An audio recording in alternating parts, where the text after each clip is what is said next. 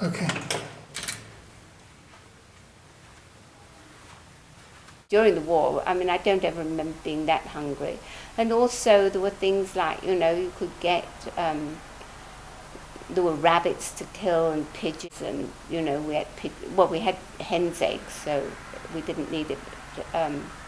My mother had this box made that took 12 eggs that were lined, it had felt lining so the eggs wouldn't break, and we used to mail them to people. There was great excitement when they came back, the box came back, to see if there was anything. Sometimes people would send a piece of candy or something inside it, which was, sort of highlight of whatever it was, the month that it came. Do you know, on your street in London, did you lose any friends or family, people that you were... I was too young to know. No, my parents' best friends were not. Their house wasn't hit. There were 4 or 5 houses, I don't know, about 10 houses on this street, on that block, and there were 4 or 5 hits. But it was after years after the war. I happened to pass the street, and you could tell by the houses, which ones had been rebuilt and which ones, had just been damaged. I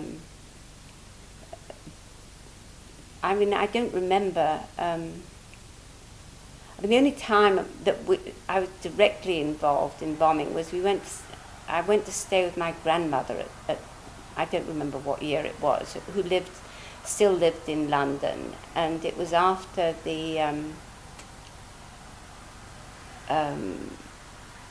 these bombs that make noise. They make this sort of, they're called missiles that makes a whistling noise. Right, that makes a whistling noise, and we heard it, and we all got under the dining room table, and I mean, while it's making the noise, there's no problem. The problem is when that noise stops, that's when it's going to hit. And I remember the incredible tension there was until,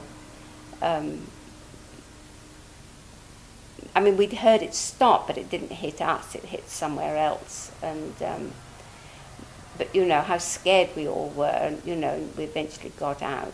And I remember once we went to the dentist in Exeter, and he'd had a direct hit, so I remember we were celebrating because we didn't have to go to the dentist. I mean, I don't know if he died in it or no.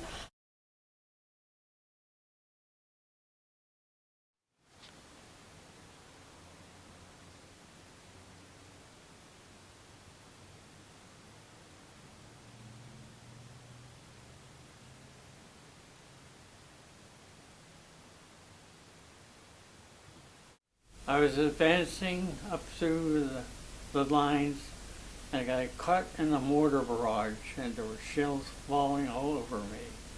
And I jumped in the foxhole with 2 dead Japs, and I used one as a shielding from the mortar fragments and that thing. I am 88 years old, and I've been having these bad dreams about Iwo Jima for 60 years.